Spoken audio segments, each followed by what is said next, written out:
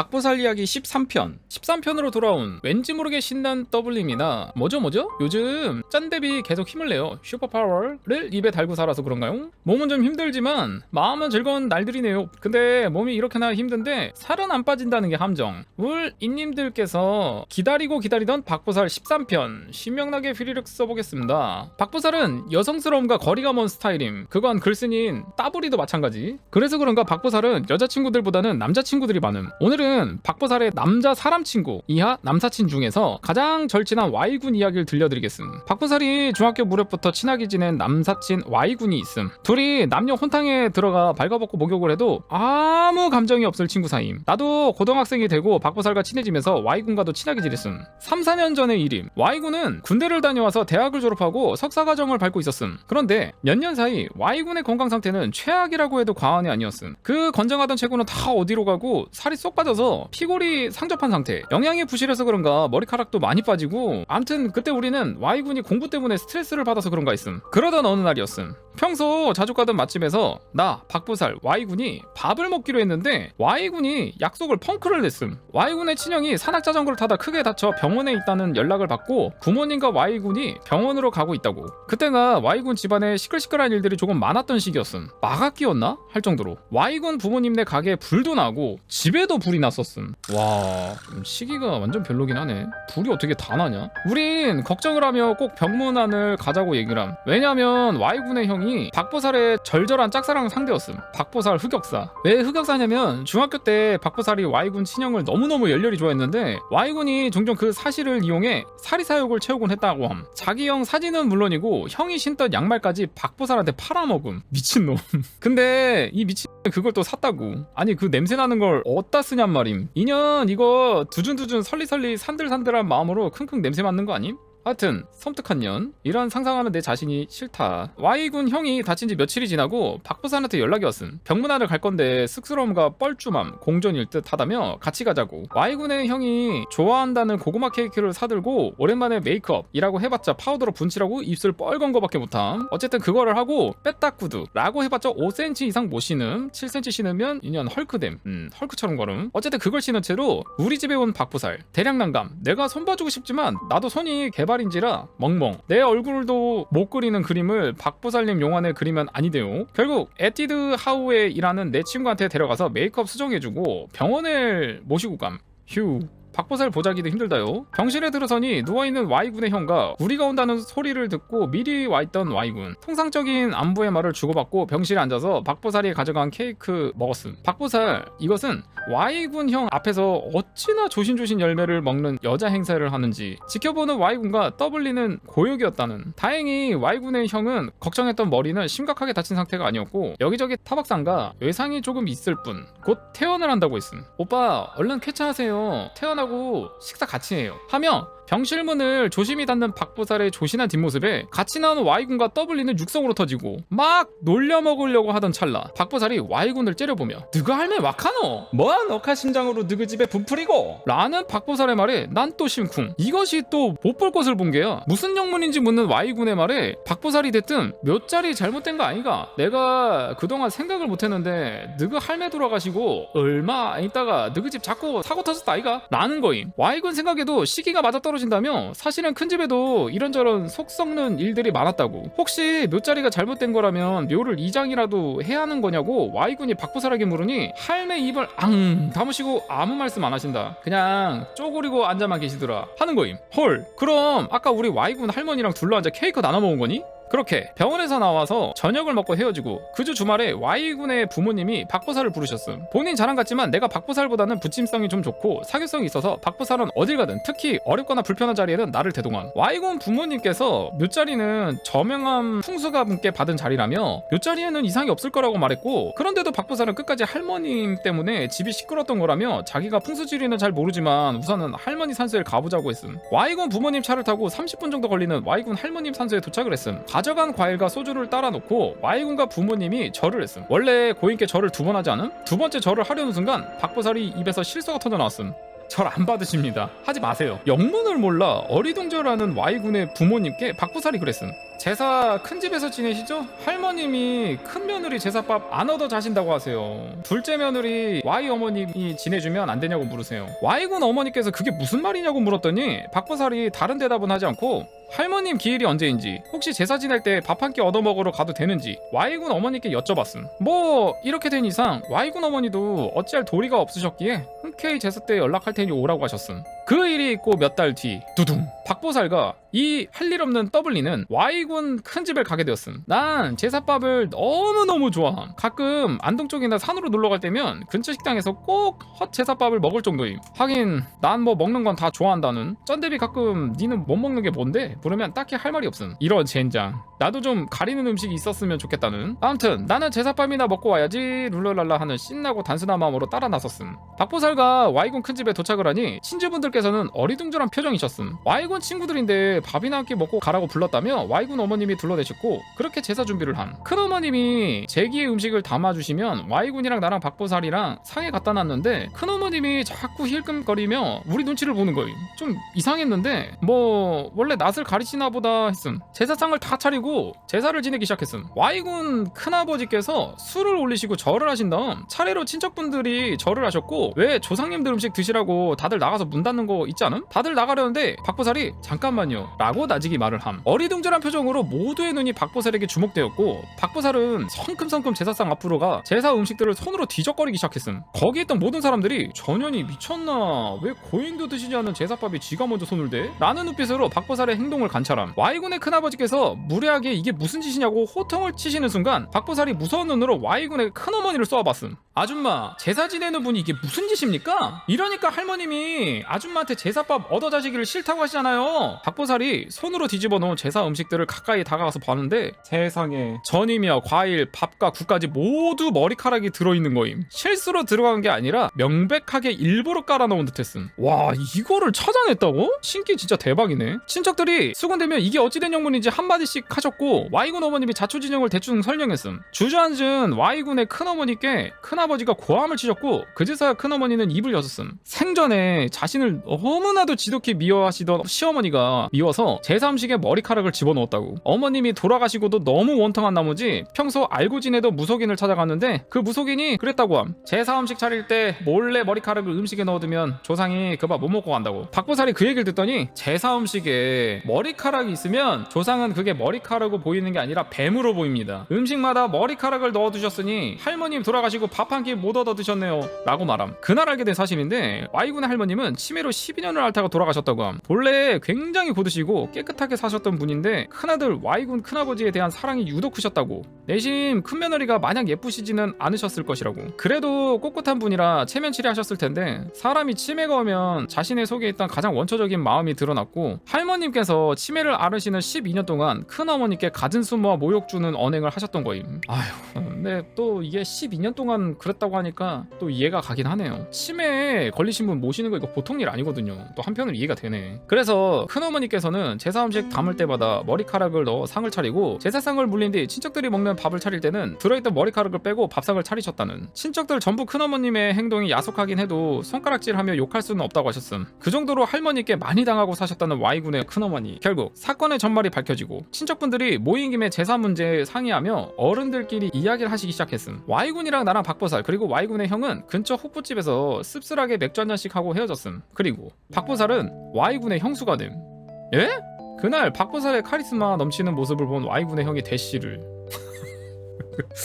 아, 이 정도면은 배우자를 꼬시는 방법 어떻게 하는지 알고 간 거 아닙니까? 짝사랑했으니까 기회를 엿보고 있다가 딱 그 신기가 온 거지. 지금 가야 된다. 지금 가서 이 점을 봐줘야 나랑 이 사람이랑 연이 이어진다. 뭐 그런 거를 알 수도 있지. 이 정도 신기면은. 와, 대박이다. 박보살이 범상치 않은 여자라는 것을 Y군의 부모님도 다 알고 계셨지만 그래도 염려하신 부분도 있지만 Y군의 어머니 즉 박보살의 시어머니는 쿨하게 이렇게 말씀하셨다고 함. 가스나야, 니 때문에 제사 내가 다 맡았을게. 니도 평생 같이 제사상 차리자 그랬음. 결국 좋은 마음으로 제사상 차리지는 못하겠다는 큰어머니의 말씀에 친척분들의 눈이 모두 둘째 며느리 Y군의 어머니께 쏠렸다고.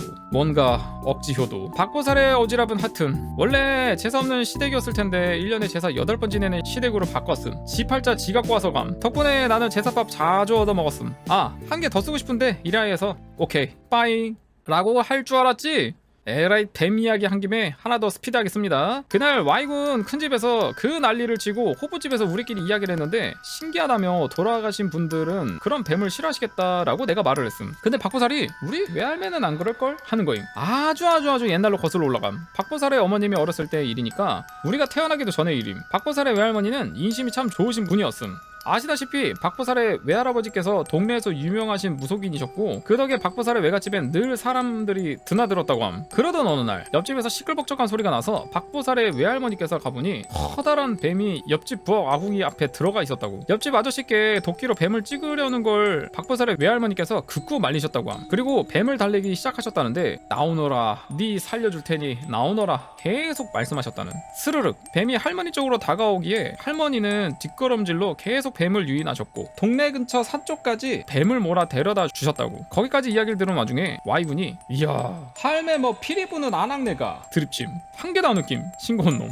뱀은 소리 없이 슥 사라졌고 할머니는 집으로 돌아오셨음. 그로부터 얼마 후 박보살의 외할머니는 갑자기 한쪽 가슴이 부풀어 오르고 통증을 느끼시게 됨. 그게 지금으로 치면 아마 유방암일 거라고. 동네 분들이 다들 걱정을 하시고 유명한 한의사한테 치료받으러 가신다고 동네를 떠나시기 전날 박보살의 외할머니는 본인의 친정 부모님 산소에 가기 위해 길을 나서셨음. 박보살의 외외 증조 부모님이심. 외할머님이 산소에 가기 위해 예전에 뱀을 몰고 가셨던 산을 넘으시는데 갑자기 발목에서 뭔가 굉장히 따가운 느낌을 받으셨다고 함. 그랬음. 할머니는 뱀에 그것도 독사에 물리신 거임. 어허. 그 자리에서 쓰러져 앉으셔서 이대로 나는 죽을 운인가 보다 싶으셨다고 함. 스르륵 정신을 잃으신 지 얼마 지났나 눈을 떠보니 안방에 누워 계셨다고. 시간이 지나도 할머니께서 돌아오시질 않자 할아버지가 할머니 찾기 위해 길을 나서셨다가 쓰러져 계시는 할머니를 발견해 집으로 데려오셨다는 거임. 할머니는 며칠째 고열로 앓으셨는데 독사한테 물려 곧 죽는다고 온 동네 난리가 났지만 돌아가시지 않으셨음. 오히려 발목에 상처가 아물자 부풀었던 가슴도 사그라들고 통증도 없어지셨다고 함.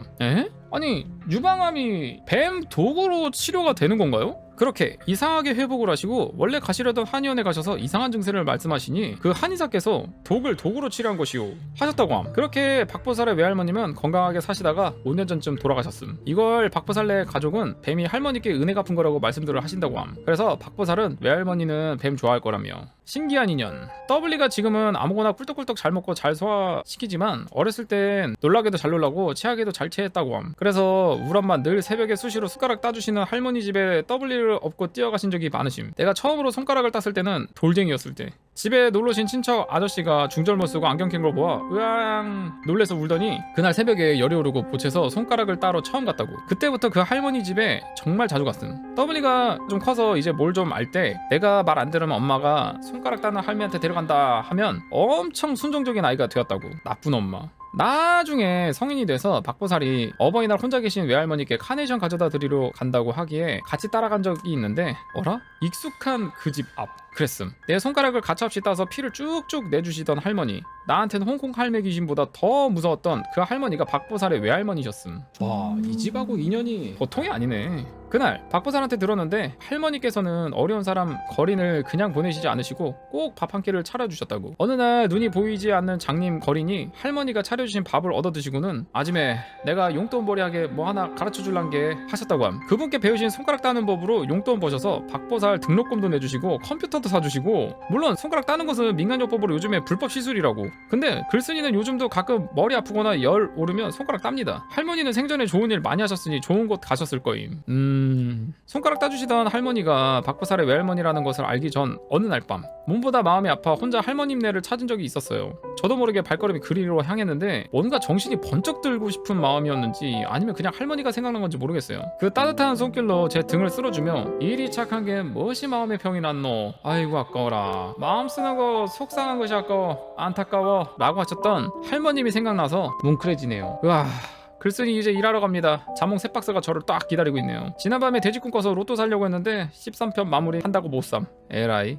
자, 이걸 읽으시고 며느리가 제사상을 차리는 것에 대해서 댓글을 남겨주시는 분들이 많이 있으셔서 추가해요. 그래, 충분히 서술하지 못한 것 같아 오해하시는 분들이 많으신 것 같은데, 원래 박부살레의 시집, 즉 윤오빠의 집은 남자들이 주도해서 제사상을 차립니다. 그런데 할머님이 돌아가시고부터는 큰어머님이 굳이 혼자 제사상을 차리시겠다고 다른 친척들은 와서 밥이나 한 끼 먹고 가라고 하셨대요. 지금은 큰어머님도 지난날의 과오에 대해 많이 반성하시고 친척들 모두 남녀 가릴 것 없이 박부살레 시집에 모여서 제사 준비를 같이 하고 있습니다. 며느리만 제사상 차려야 되는 건 어느 쌍놈나라 법도인지 모르겠지만 자기 조상 제사는 자기들이 지내야지요. 저희도 시아버님 돌아가셔서 시아버님 제사를 지내고 있지만 남편이랑 저는 시어머니께서 음식 차려두시면 시집에 가서 절만 하고 옵니다. 음식 하려면 남편과 제 시누이들이 하는 게 맞죠. 시아버지가 낳아주시고 길러주신 자식들 하는 게 맞는 일이니까요. 전 도울 수는 있겠지만 제가 주도할 일은 아니라고 생각해요. 제 시집에서도 저희 일이 바쁘고 힘든 걸 먼저 생각해주시고 저희가 제사 도우러 못 가도 그 어느 누구도 저희에게 서운해하거나 지적하는 분이 없어요. 훗날 시어머니께서 제사를 버거워하시거나 건강상의 이유로 제사를 못 지내게 된다면 절에 맡기거나 제사 때 음식을 분담해서 한다거나 아니면 음식을 주문해서 하기로 남편이랑은 이야기가 된 상태예요. 내 조상 제사는 내가, 우리 집 식구가 책임지는 게 맞습니다. 제사 지내줄 여자 구하려고 결혼하는 거 아니잖아요. 우린 행복하기 위해서 결혼했습니다. 그걸 잊지 마시길 바랍니다. 그리고 남의 집 자식이 떨떠름하고 힘겨운 마음으로 차린 제사상 결코 내 조상이 좋아하시지 않습니다. 마지막으로 제 인생의 큰 스승인 저희 아버지 말씀 남기고 갑니다. 죽어서 밥 차릴 생각하지 말고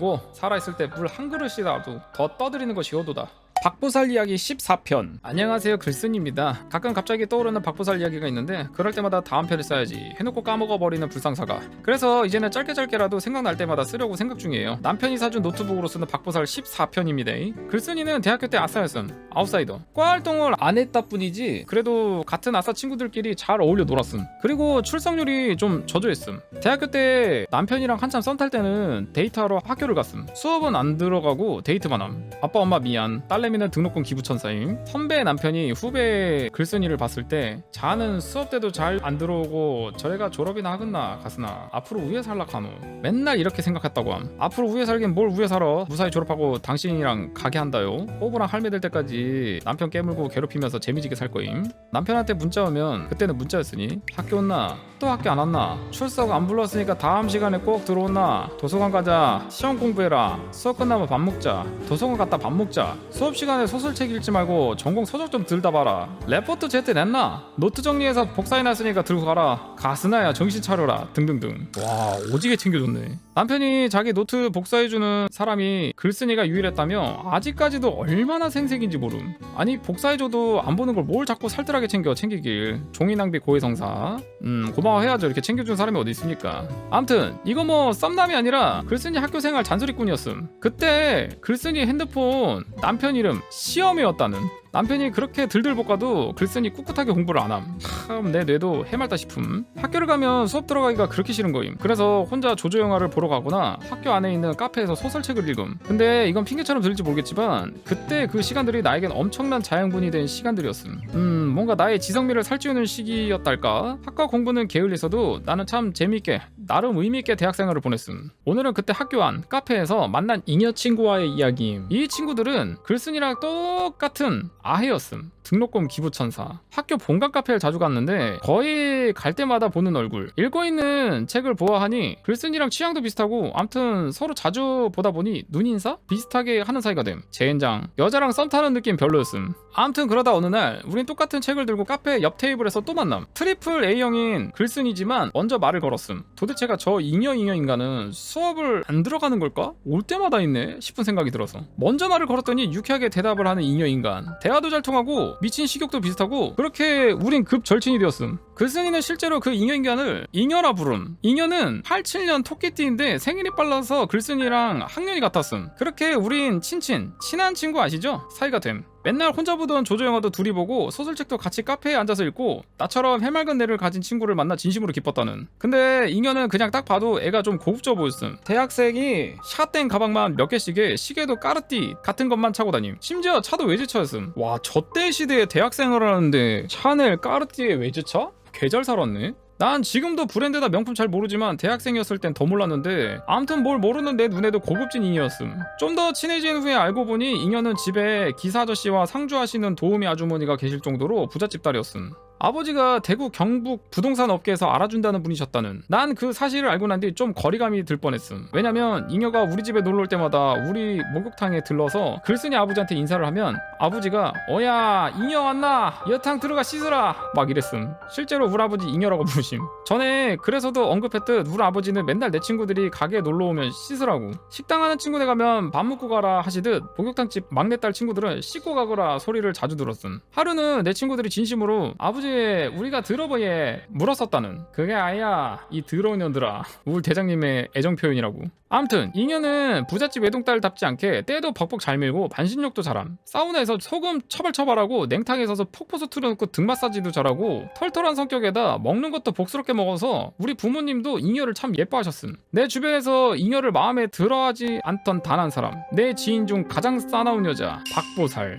둘이는 만나기만 하면 으르렁거림. 그 이유는 바로 잉여가 불교와 미신, 귀신을 부정하기 때문임. 잉여네 집이나 잉여의 종교가 기독교이면 모르겠는데 잉여네 부모님도 절에 열심히 다니시는 불교 신자이셨음. 그때가 내 생일날이었는데 친구들이 여럿이 모였었음. 당연히 잉여랑 박보살도 참석함. 내가 그 시기에 남편이랑 썸 타다가 멀어졌을 때라 속이 많이 상했었나 봄. 소주 3잔 마시고 이성의 끈을 놓음.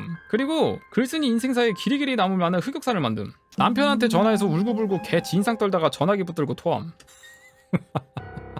오빠야, 우리 진짜 아닌갑다. 안 되는갑다. 비위가 약한 남편은 아직까지도 그때 그 통화와 그 적나라한 효과음과 그날의 공기를 기억하고 계심. 칼칼할 때 남편 온몸에 닭살이 돋았다고. 암튼 30분 넘게 남편이랑 통화하면서 주정 플러스 오열 플러스 구토를 반복하다 호프집 안으로 들어왔는데 분위기가 심상치 않은 거임. 야, 이렇게 흑역사를 만들고 기어이 또 어떻게 잘 만나가지고 결혼까지 했네. 진짜 인연이 있는갑다잉. 글쓴이 친구들은 서로 다 친하고 잘 지냈기에 별 걱정 없이 통화하다 들어왔는데 딱 봐도 박보살이 누구 하나 잡은 분위기. 그게 잉여라는 건 말 안 해도 알 수 있는 분위기. 자초지종을 들어보니 박보살이 잉여한테 집에 손재수가 보인다고 조언을 해줬나 봄. 근데 잉여가 좀 기분 나쁘게 받아쳤다고 함. 입에 발린 소리 못하고 지나치게 솔직한 잉여가 이 좋은 날, 내 생일날 그딴 미친 소리 왜 해대냐며 박보살에게 쏘아붙였고, 좋은 마음으로 충고해주려던 더 지나치게 솔직하고 직설적인 박보살은 입에 거품을 물고 열변을 토함. 싸가지 없는 인연 때문에 니네 집 망할 거라는 둥. 끄댕이만 안 뜯었다 뿐이지 분위기 겁나 살벌했음.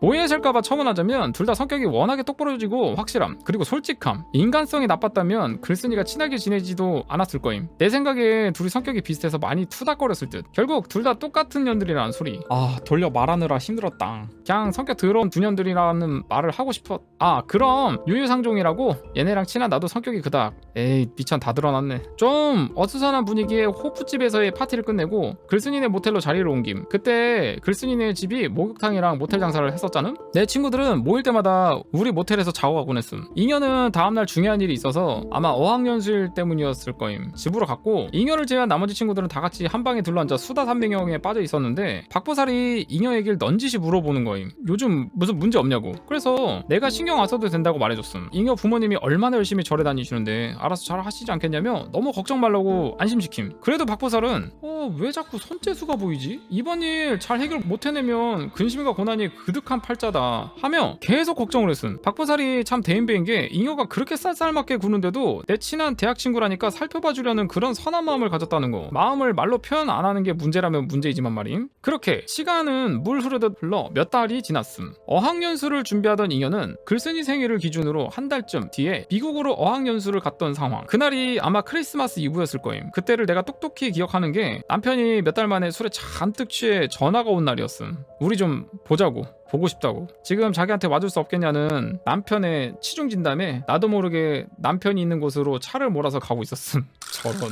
같이 놀던 박보살 포함 친구년들을 버리고 나는 남편을 택함. 박보살 제외한 친구들이 막 남편 데려오라고, 오늘 역사 써보라고 막 부추김. 박보살은 가지 말라고 함. 때가 아니다, 기다려라, 이런 말도 안 해주고 그냥 가지 말라고. 근데 난 도저히 남편이 너무 보고 싶어져서 못 참겠는 거임. 박보살한테 내가 그랬음. 오늘 오빠 안 보면 안 될 것 같아. 그런데 남편한테 가는 길에 모르는 전화번호로 전화 한 통이 걸려옴. 전화를 받아보니 웬걸? 잉여 목소리가 아니겠음? 울먹이는 목소리로 연락할 사람이 나밖에 없다며 지금 자기 집으로 좀 데리러 와달라는 거임. 미국에 반년은 더 있어야 할 애가 갑자기 한국인 것도 놀랍고 무엇보다 너무 힘든 상황인 것 같아서 일단 전화 끊고 깊은 고민에 빠짐. 잉여냐 전남친이냐 그것이 문제로다. 하필 또 남편은 구미에 친구들 보러 가서 구미에 있었고 잉여는 대구에 있는 상황. 나는 구미와 대구의 중간에 있었음. 난 결국 잉여를 택함. 오, 남편 미안. 근데 박보살이 어차피 그때 내가 당신한테 갔으면 우리 안 이뤄졌대. 100년의 역사가 하룻밤의 실수로 무흐 끝날 뻔했다나?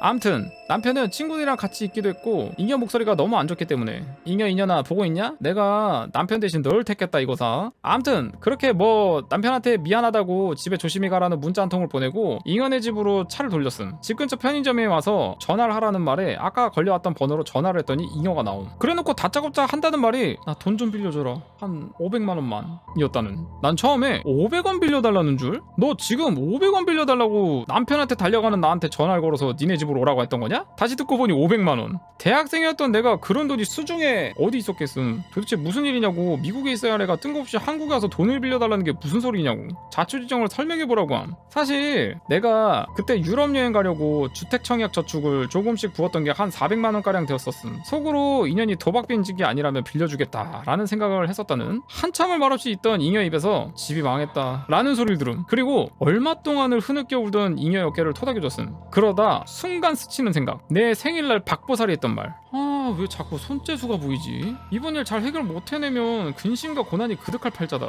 죽어도 박보살한테 도움 안 청한다는 잉여를 거의 납치하다시피 끌고 박보살과 친구들이 있는 곳으로 갔음. 도착을 해서 내가 자초지종을 설명을 하는데 박보살이 하는 말. 원하는 대로 되니까 좋냐 이 멍청한 년아? 이거 뭔 시츄에이션? 드디어 둘이 끄댕이 한 판 붙는 건가? 싶어 걱정 가득한 눈으로 둘을 바라봤는데 잉여가 갑자기 털썩 주저앉아 막 울기 시작함. 사건의 전말은 이랬음. 잉여는 겉으로 보기에 남부러울 것 없는 아이였음. 부잣집 외동딸의 좋은 부모님 그리고 좋은 환경. 근데 알고 보니 잉여의 친어머니는 잉여를 낳고 100일이 채 되기 전에 이런 말 못하지만 외도를 하셨음. 그때 잉여네 아버지 일이 잘 안 풀려서 힘든 시기였기도 하고 지금으로 말하면 산후우울증이셨을 거라고. 근데 아버지 친한 선배분과 외도를 하셔서 100일도 안 된 잉여를 두고 집을 떠나심. 잉여의 동의하에 이번 에피를 작성한 것을 미리 말씀드림. 그때 잉여 아버지께서 정신적인 충격으로 나쁜 마음을 드셨었는데 배고프다고 빽빽 울어대는 잉여를 보고 독하게 살아서 꼭 성공하리라 마음을 잡수셨다고 함. 그렇게 조금씩 건설일부터 시작해서 재산을 일구셨고 부동산 업계에서도 성공 가도를 달리셨다고 함. 그리고 잉여에게는 새엄마들이 생김. 박보살 말에 의하면 잉여 아버님은 원래 잉여 친어머니와 백년해로 할 운명이었는데 두 분의 합은 좋았지만 잉여가 여러 부모님을 섬기는 팔자로 태어났다고 함. 와, 이게 무슨 운명이냐? 아니 만날 사람이 만났는데 자식이 그거를 헤어지게 하는 그런 팔자? 잉여가 친부모님의 금슬을 상충하게 할 사주를 갖고 태어나는 바람에 잉여 친어머니도 마음이 뜨실 수밖에 없었고 사주에 역마 도화가 기운이 강하신 잉여 아버지께서 그 기운을 잠재우시지 못하시는 거라고 백년해로의 인연이 끊어졌으니 자꾸만 새로운 인연이 거듭된 실패를 하게 된다는 거였음. 그러다 잉여가 고3이 되던 무렵 마지막으로 오신 새어머니가 아버지와 여생을 함께 하실 수 있는 분이셨는데 그때 당시 내가 잉여의 어머님으로 알고 있던 분, 너무 좋으신 분이심. 근데 잉여 이것이 아버지와 유난히 다정해 보이는 새어머니가 마음에 들지 않았나 봄. 그 무렵 몰래 친어머니를 만나면 많이 방황했다고. 난 친구도 아님 잉여 마음이 그렇게 힘든 것도 몰랐으니까. 암튼 그렇게 친구 어머니를 만나며 잉여가 힘들어하게 됐고 친어머니도 가진 고생과 여러모로 힘든 상황이셨는데 잉여의 아버지에게 다시 돌아가고 싶은 마음이 있으셨던 모양임.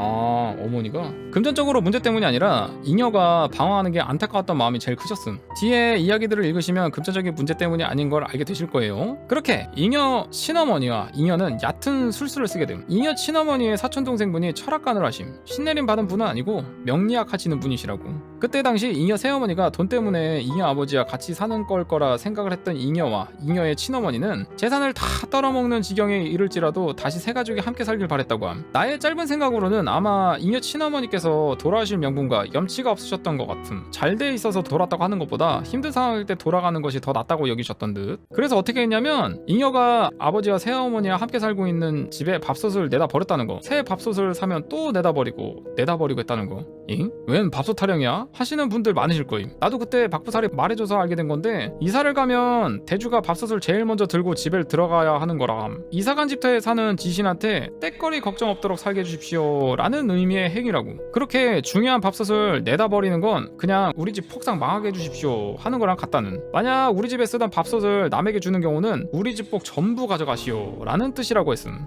그래? 그런 게 있어도? 그래서 우리 엄마도 오래된 전기밥솥 안 버리고 모아두시는 거구나 싶었음. 잉여가 막 울면서 사촌 이모가 정확한 촌수를 몰라서 밥솥을 3번만 내다 버리고 외국에 나가 있으라고 했다며, 그럼 엄마랑 자기가 다 알아서 해주겠다고 말씀하셨다는 거예요. 잉여는 계획대로 미국 어학연수길에 올랐고 몇 달 뒤 아버지께서 거짓말처럼 부동산 사기 혐의로 소송에 걸리고 재산 압류까지 당하시는 바람에 한국으로 들어오게 됐음. 근데 들어와서 보니 상황이 생각보다 심각하게 돌아가서 겁이 덜컥 나더라고. 엎친 데 덮친 격으로 잉여 친어머니와는 연락 두절의 상태. 혼돈 속으로 더 의아하고 이상한 건 새어머니가 아버지 곁을 떠나시질 않으시더라는 것. 그랬음. 두 분은 정말로 인생에서의 마지막 사랑을 하셨고 정을 나누셨던 거임. 귀국해서 한동안 새어머니를 지켜보며 잉여는 후회와 자책으로 하루하루를 보냈고 결국 집에 압류딱지가 덕지덕지 붙었던 날 잉여가 나에게 연락을 했던 거라고. 빌려달라는 돈의 용도는 아버지, 새어머니 그리고 잉여가 함께 다리 뻗고 누울 수 있는 작은 공간을 미리 준비하기 위함이었다고 함. 자, 그럼 박보살이 출동을 해야 할 차례였음. 근데 인연 이거 가만히 앉아서 나더러 하는 말, 유럽 여행 가려고 모은 돈 얼마나 되냐? 한 400 정도밖에 안 된다고 했더니 자기한테 200만 원 정도 여유가 있다며 선뜻 돈을 내놓는 거 아니겠음? 일단은 우리가 친구들이랑 여기저기 합쳐서 1000만 원이라는 돈을 만들었음. 잉여 아버지도 인심을 잃고 사시지는 않으셔서 지인분들께 조금씩 융통하셔서 1500만 원 정도를 마련해 오심. 사람은 참 나락으로 떨어져 봐야 주변 사람들과 관계가 정리된다고. 잉여네 집에 돈 있을 때 뻔질나게 들락거렸던 친척들이랑 지인들이 남보다 못하게 행동 많이 했다고. 암튼 거의 10년이 다 되어가는 일인데도 2500만 원으로 방 2개짜리 집 구하기 겁나 힘들었음. 겨우겨우 반 전세로 20년이 훌쩍 넘은 방 2칸 아파트를 엘리베이터 없는 5층을 구함. 그냥 구하는 게 아니라 박부살년이 꼭 지금 사는 집에서 동쪽 방향이어야 한데서 그쪽으로 구하느라 시겁침. 뭐 동쪽에 떠오르는 태양의 기운을 받아야 한다나 뭐라나. 잉여는 아버지랑 새어머니께 사실대로 모든 것을 털어놓고 말씀을 드렸고 새어머니랑 정말 좋은 모녀 사이가 되었음. 그리고 아버지는 돈은 있다가도 없고 없다가도 있다 하시며 또 많이 벌어올게 라고 하셨다고 함. 잉여네 아버지 너무 쿨레 풀풀 풍기심. 전 재산 몇십억 잃고도 당당하셨던 분이심. 어우 대단하시네. 이거 이러기 쉽지 않은데. 암튼 그렇게 잉여는 팔자에도 없던 학자금 대출을 받아서 학교를 졸업했고 지금 새어머니와 아파트 1층에서 놀이방을 하고 있음. 난 나중에 애 낳으면 잉여네 놀이방에 무조건 맡길겨. 어머님이 진짜 엄지 100만 개 척척이심. 현대판 신사임당 어머니. 잉여 친어머니께서 아직까지 연락두절인 상태이신데 잉여는 이제 궁금하지도 않다고 함. 뭐야? 그렇게까지 계획 다 해놓고 갑자기 연락 안 되는 거는 뭐 사고 생긴 거 아닙니까? 자기가 궁금해하는 것조차 지금 엄마께 너무 죄송한 일이라며 시집 가기 전까지 부모님 곁에서 효도 많이 할 거라고 말함. 그리고 박보살이랑 잉여는 아직도 겁나 싸우며 지내지만 예전보다 많이 친해짐. 잉여가 미신이나 불교를 불신했던 건 5살 때 처음으로 들어온 새엄마가 잉여를 선무당집에 데려가 귀신 씌웠다며 구슬하고 무당한테 잉여를 팔았다고 했음. 팔아주는 게 뭐냐면 무당을 엄마 삼아주는 거래요. 저도 잘 모름. 그 무당한테 그때 새엄마라는 여자가 스님이라 부르고 따랐다고. 잉여는 어렸을 적 그 무서웠던 기억이 트라우마로 남아 병적으로 미신이나 불교를 배척했던 거였음. 아무튼 잉여네 가족들은 돈 주고도 못하는 인생 공부했다 하며 어려울 때 함께했던 주변 사람들과 정말 좋은 우정을 나누게 됨. 잉여네 아버지 어머니가 그렇게 말씀하셔서 글쓴이가 아빠 엄마 근데 그 공부하시느라 날려버린 대가가 너무 크지 않아요? 했더니 우리 가족 지금 긍정 파워로 똘똘 뭉쳐있는데 그 입 다물라며 농담도 하고. 내가 정말 힘들고 정처없이 헤매는 느낌일 때는 항상 잉여네 부모님이 등대처럼 환하게 계셔주심. 나 유럽 여행 갈 돈이었는데 큰돈 빌려줘서 고맙다고 하시며 제일 먼저 내 돈부터 돌려주시는 잉여네 부모님. 이자는 나 유럽 못 갔으니 신혼여행 유럽으로 보내주신다고 하셨는데 아버지 우째요? 곧 저 갑니다. 항상 건강하게 오래오래 잉여랑 제 곁에 있어주세요. 아버지 불러고 하시니까 이거 읽으시겠죠? 힘을 내요 미스터 킴. 플러스 오래된 밥솥을 어떻게 버리면 되는지 문의하시는 분들이 많으셔서 추가합니다. 고장난 밥솥은 그냥 버리셔도 상관없지만 사용이 가능한 밥솥은 당근마켓에서 5,000원이라도 돈을 받고 파시거나 작동은 하지만 공짜로 주기도 미안한 상태라면 밥솥 내솥과 외솥을 분리해서 버리시면 됩니다. 누가 주워가서 쓸 수 없도록 겉과 속을 따로 버리세요.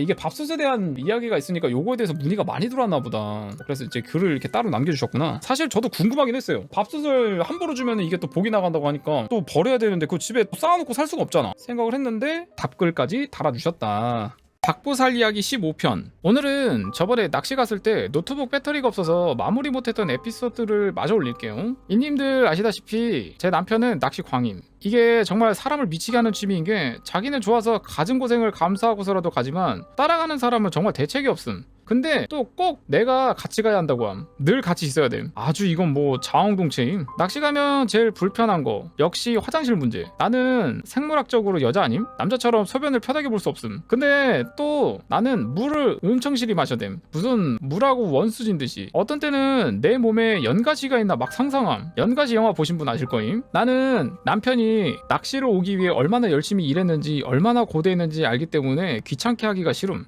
화장실을 참다 남편한테 같이 가자고 함. 내 방광 겁나 튼튼함. 낚시 가서 깨달은 사실임. 남편이 꼭 같이 가야 하는 이유는 저 앞에 서서 망 보면서 노래를 불러줌. 남편이 저기 있다라는 안도감과 사운드를 남편 노래소리로 좀 믹스하기 위해. 저는 내숭이 없어서 죄송합니다. 저는 더운 거 습한 거 끈적한 걸 제일 싫어함. 그래서 여름이 싫음. 근데 여름이 좋아진 이유, 여름엔 남편도 낚시를 좀 덜감. 자기도 더우니까. 그러다 가을, 겨울, 봄까지 낚시의 영혼을 팔리지만 어쨌든 여름이 너무 좋아요. 요즘에야 남편 동창 밴드에서 조동아리 모임이 창설됐다지만 작년까지는 그냥 스케줄에 맞는 친구랑 가거나 아님 나랑 둘이 가거나 그랬음. 남편 친구분들 나랑 많이 친함. 남편 말로는 내가 사람을 심하게 편안하게 해준다고. 예전에 남편이 살짝 기분이 나빴던 게 올드보이 오빠들 이거 읽는 분도 있지만 오빠 친구들 처음 봤을 때 나랑 몇 시간 같이 이야기하고 놀더니 대부분 다 말을 편하게 하더라고. 그게 좀 기분이 상했나 봄. 뭐 난 오빠 친구들이고 앞으로 평생 봐야 하는데 불편하게 존대하는 것보다 낫다고 생각했음. 근데 남편은 그게 아니었나 봄. 자기를 포함해서 그 어떤 친구들도 친구의 여자친구나 와이프한테 말 편하게 안 하는데 나한테만 편하게 한다고. 네가 말 편하게 하라고 하지도 않았는데 말을 놓는 게 기분이 안 좋았다고 함. 아이고 그랬어요. 그러면서 사람한테 좀 어렵게 딱딱하게 구르라고 함. 나 민망하게 친구들한테도 형수님한테 반말하노 존대라 막 이러고. 아니 내가 평생을 이렇게 살았는데 어떻게 딱딱하게 구르라는 말임? 로봇 연기라도 할깝쇼? 장수원 씨한테 배우러 가야 하나 봄. 제키 팬님들 미안합니다. 근데 장수원 오빠 로봇 맞는 것 같죠? 인정할 건 인정합시다. 아 내가 생각해도 내 글은 사설이 너무 길어. 그치만 난 여기서도 수다를 떨고 싶은데 어쩌겠음. 와 평소에 말 진짜 많나 보다.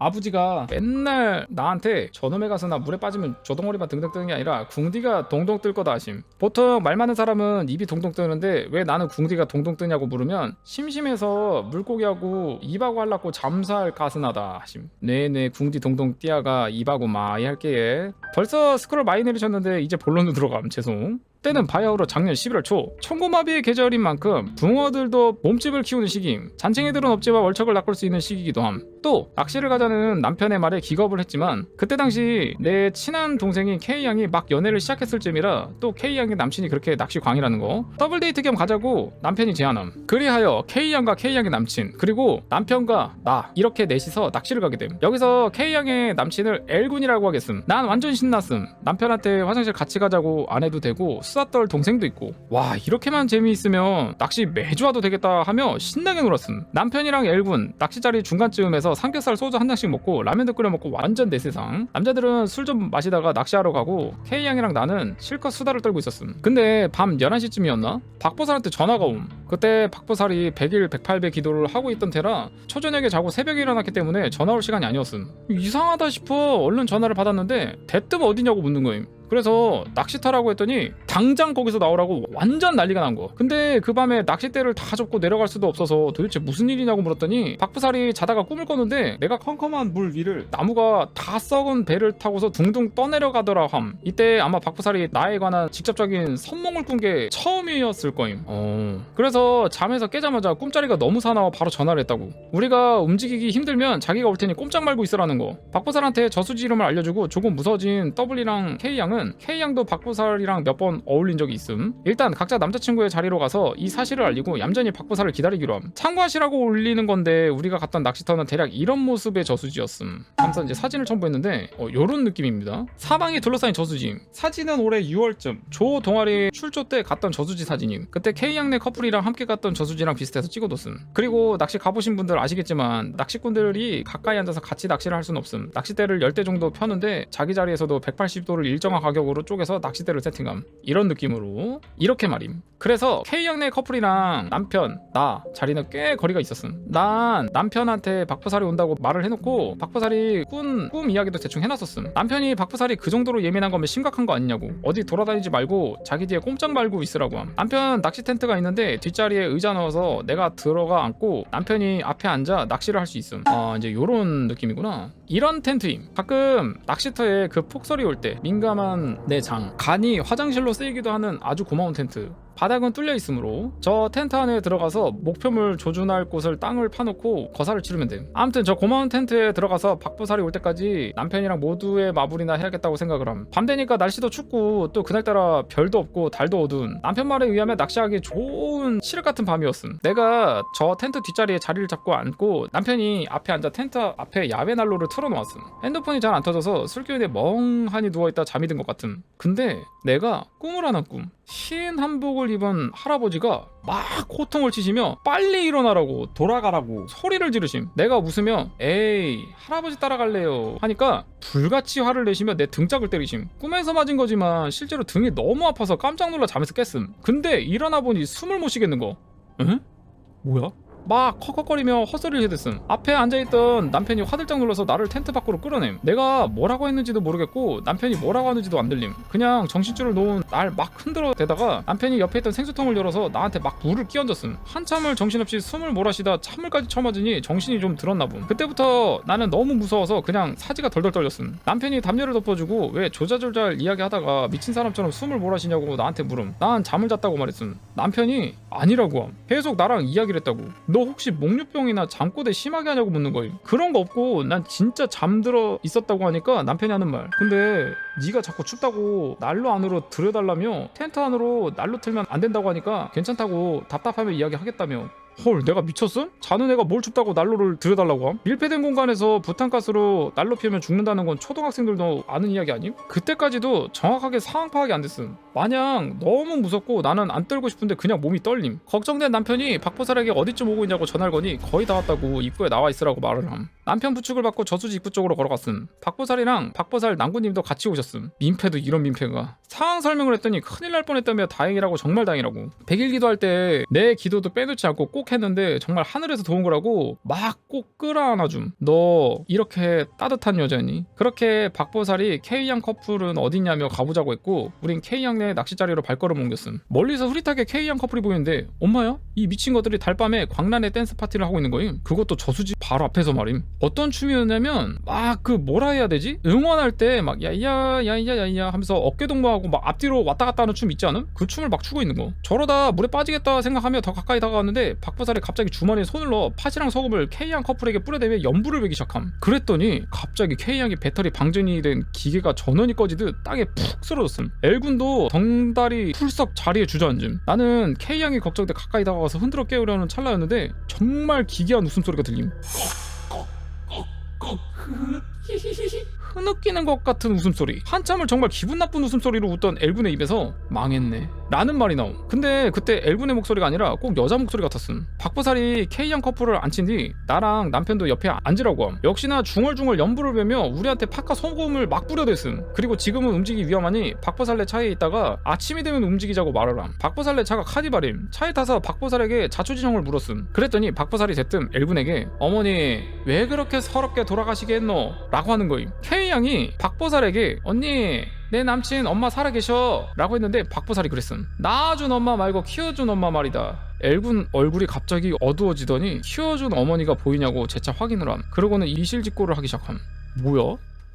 L군의 아버지는 이남오녀 집안의 둘째 아들이셨다고 함. 예전엔 어른들께서 집에 장남 하나만 잘 되면 된다고 장남만 공부시키고 모든 게 장남 위주로 집안이 돌아갔지 않음? L군의 큰아버지께서는 서울로 대학교를 가셨고 자연스럽게 집안의 고된 일은 L군 아버지의 몫이었다고. 그러다 L군의 큰아버지께서는 같은 대학교를 나온 후배와 결혼하셨고 L군의 아버지도 동네 처녀를 만나 결혼을 하셨음. L군의 부모님이 장남 노릇을 하시며 L군의 조부모님도 모시고 살았다 함. 시간이 흘러 L군이 5살 되던 무렵 L군은 장남인데 밑으로 여동생 하나 있음. 왕래도 잘 없던 L군의 큰아버지와 큰어머니가 갑자기 시골집에 오셨다고. 어리둥절해서 서 있는데 L군의 할머니께서 L군의 어머니께 어서 L군의 짐을 싸라고 하시더라는 거임. 그랬음. L군의 큰아버지와 큰어머니가 시골집에 오신 이유는 바로 L군을 데려가기 위함이었다고 함. 두 분은 불임 부부셨는데 한 집안의 대를 끊을 수가 없어서 입양을 알아보셨다가 그래도 피부치가 낫지 않겠나 하는 마음에 L군을 데리러 오셨다는 거임. L군의 친부모님 의사는 안중에도 없이 그렇게 조부모님들과 상의를 했었다고 함. 청천벽력 같은 일이었지만 L군의 친어머니는 박사로 키워주겠다는 큰아버지의 말씀에 L군을 눈물로 보내줬음. 차 안에서 그 이야기를 하면서 아직도 5살 때 그 헤어짐이 기억난다고 L군이 펑펑 울었음. 죽었음. 이어진 이야기는 엘군은 서울로 가서 큰아버지와 큰어머니의 정성어린 보살핌 속에서 커갔다고 함. 그래도 친부모님에 대한 그리움은 늘 마음속 깊은 곳에 숨겨두었다고 했음. 그러다 엘군이 군대를 갈 무렵 엘군의 큰아버지는 심장마비로 갑자기 돌아가시게 됨. 엘군도 군입대를 미룰 수는 없어서 큰아버지의 장례를 치르고 군입대를 함. 서울에 홀로 계시기가 외롭고 힘드셨던 엘군의 큰어머니는 집과 재산을 처분하고 엘군의 부모님이 있는 곳으로 귀농을 결정하셨는데 그게 독이 되었음. 처음 시골로 내려오셨을 때 엘군 큰어머님은 이렇게 말씀하셨다고 함. 그동안 엘군 친부모님이 장남 노릇을 했는데다가 하나뿐인 아들도 우리한테 뺏긴 기분이었을 테니 내가 시골에 땅을 사주고 집도 새로 지어 정답게 살아보자 라고. 그래서 엘군은 군대에서 휴가를 나오면 어릴 적 부모님과 살던 집으로 왔고 제대를 해서도 일은 다른 지역에서 했지만 주말마다 시골집에 종종 들르곤 했다고. 그런데 엘군도 사람이고 엘군의 어머니도 사람인지라 피가 물보다 진하다는 걸 어찌 모르겠음. 그저 어렸을 적 떨어진 엄마의 정이 마음 아프고 애처롭고 많이 그리웠던 마음이 표시가 났는가 봄. 시골로 내려오신 큰 어머님은 점점 더 외로워지셨음. 그렇게 시름시름 아프셨다고 함. 그러다 엘군이 여자친구를 집에 데려오게 되었음. 내 동생 K양 말고 다른 여자친구. 엘군의 여자친구가 온다니 큰어머니와 친어머니는 내심 기대도 하시고 긴장도 하셨을 거임. 여자친구가 집에 와서 인사를 드리려는데 엘군이 그랬다고 함. 친엄마를 가리키며 우리 엄마셔. 큰엄마를 가리키며 우리 큰엄마셔. 그날 하루 종일 방에서 큰어머니가 우셨다고. 다음날 아침에 눈이 텅텅 부어 계셔서 너무 죄송했다고. 에휴. 다음날 엘군이 시골집을 떠나기 전에 엘군 어머님이 과수원에서 사과 좀 따가라 하시며 같이 정답게 사과를 따고 있었는데 큰어머니가 과수원 옆을 쓱 지나가셔서 엘군이 큰어머니를 불렀음. 아무 대답도 없이 어딜 가시기에 화가 많이 나셨나 보다. 이따 제대로 마음 풀어드려야겠다 하고는 계속 사과를 땄다는 거임. 그러다 이제 정말 떠날 시간이 돼서 큰어머니를 찾았는데 아무리 찾아도 안 계셔서 과수원 근처로 가봤더니 과수원 바로 옆 저수지에 큰어머니가 둥둥 떠다니고 계셨다고. 아이고 그랬음. 큰어머니는 배신감과 상실감에 순간적으로 잘못된 선택을 하신 거임. 여기까지 이야기를 듣고 있는데 K양이 갑자기 막 엘군을 미친듯이 두들겨 패며 야 이 새끼야 니네 가수원 옆 저수지면 이 저수지 아니야? 하며 악다구니를 썼음. 에? 뭐야? 그랬음. K양이 엘군 동네 구경도 할 겸 엘군 동네에서 낚시를 하자고 제안을 했었음. 그날 엘군 동네 다른 저수지들을 몇 군데 갔었는데 낚시꾼들이 많이 있어서 우린 자리를 잡지 못했고 우리가 갔던 저수지는 엘군 내 과수원 안쪽에 사유지는 아니지만 사유지처럼 보임. 거기 있었기 때문에 낚시꾼들이 없었고 한적해서 좋다며 우린 막 엘군 내 사과도 따서 먹고 그랬었음. 엘군의 표정이 어둡다고 느꼈던 건 내 착각이 아니었음. 큰어머니 생각이 났었을 거임. 몇 년이 지난 일일지라도 말임. 박보살이 하는 말이 큰어머니가 배신감과 너무너무 외롭게 돌아가셨기 때문에 엘군을 데리러 온 거라고. 그래도 결혼도 못한 총각 데려가는데 좋아하는 여자친구 데려가야 하지 않겠나 싶어 같이 물가로 끌어들인 거라고. 꼭 큰어머니 마음 달래줘야 한다고 신신당부를 함. 그랬음. K양과 엘군이 어깨동무를 하고 춤춘 건 춤을 춘 게 아니라 엘군의 몸속으로 들어간 큰어머니의 영가가 K양을 물에 끌고 들어가려는 거였음. K양은 안 끌려 들어가려고 발버둥 치다 보니 그게 우리 눈에는 그 응원율동처럼 보였던 거고. 뭐 난 솔직히 엘군 큰어머니 마음과 친어머니 마음이 다 이해가 가고 공감이 돼서 어느 한쪽 편을 들 수는 없다고 생각함. 그냥 마음이 많이 안 좋았음. 그렇게 정적이 흐르는데 가만히 생각하던 남편이 미친 사람처럼 고함을 치며 욕을 함. 야 근데 내 마누라는 왜 들어갈래? 지랄이야 지랄이. 그쵸. 가만히 생각해보면 글쓴이도 같이 갈 뻔했으니까. 박보살이 영가는 원래 외롭고 또 한이 많은 영가들은 주변 사람들도 데려가고 싶어 한다며. 글쓴이 엄마가 또 글쓴이라면 영혼까지 팔 뿐이잖아. 글쓴이 데리고 가면 제사밥도 든든하게 얻어먹을 테니까 그런 거겠지. 한 많은 영가가 욕심이랑 시샘이 얼마나 많은데. 그나저나 소리 좀 지르지 마라 오빠야 하고 남편을 달랬음. 난 남편이 그 얘기를 듣고 조용히 있을 줄 알았는데 결국 또 마지막 한마디. 싸발 귀신이고 나발이고 와이프 데리고 가기만 해봐라. 눈깔 확 다 찢어놓는다. 내 남편 졸라 멋있지 않음? 그리고 아침이 돼서 우린 정리를 하고 돌아왔고 K양은 예상대로 엘군과 헤어짐. 배응망덕한 인간이라며 그 인간 때문에 한마디하면 죽을 뻔했지 않냐며 박보살한테 계속 같이 있어달라고 앙탈. 상남자 남편은 귀신 눈깔 다 찢어놓는다고 엄포를 놓더니 나랑 안 떨어지려고 함. 혼자 안 있으려고 꼭 붙어다님. 낚시터에서 C컵에서 한동안 낚시 안 다닐 줄 알았는데 뭐 그 이후로도 잘 다님. 아마 붕어 귀신의 시인 듯. 붕어 귀신이래. 개웃기네. 그나저나 그날 내 꿈에 나타나서 얼른 돌아가라고 호통치셨던 할아버지가 누구신지 모르겠음. 박보살은 조상 덕 본 거라며 제사 정성스레 지내라고 함. 암튼 저수지는 위험한 곳임. 우리도 이젠 낚시터에 갈 때 박보살이 가르쳐준 의식 같은 거를 함. 부디 올해는 물놀이 가시거나 물가에 가시는 분들 큰 사고 없이 무탈하시길. 팬분들께서 쩐뎁이 무슨 뜻이냐고 많이들 물어보시는데 쩐뎁 성씨가 전, 가예요. 쩐뎁이 지금 더블리를 만나서 살이 좀 쪘는데 했는데 예전에는 말랐었거든요. 제가 맨날 쩐디, 그러니까 간디, 쩐크라데스, 소크라데스 이렇게 놀렸었는데 이제 대표님이시니까 쩐데비라고 부르는 거랍니다. 플러스 낚시하면 살생인데 남편님 괜찮으신가요? 물어보시는 분들이 계신데요. 남편은 낚시하러 가도 물고기를 잘 못 잡아요. 그리고 잡더라도 꼭 다시 방생해주고 옵니다. 그것도 괴롭히는 것 같아 제가 붕어한테 사과 꼭 하고 저수지 깨끗하게 청소하고 오라고 합니다. 자, 이렇게 해서 15편 마무리.